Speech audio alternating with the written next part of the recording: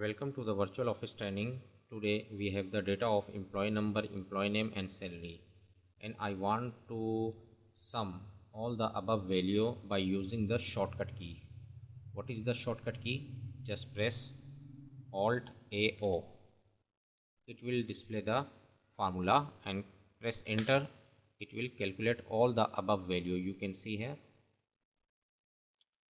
Now I just press Ctrl Z. If I want to know the maximum value, maximum salary, what is the formula? Just press Alt AO, and now just remove the sum and type here max